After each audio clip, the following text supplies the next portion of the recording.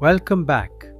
In today's Active Directory lab, we'll create global security groups and add users to the appropriate department groups to simplify access control and administration. Let's get started.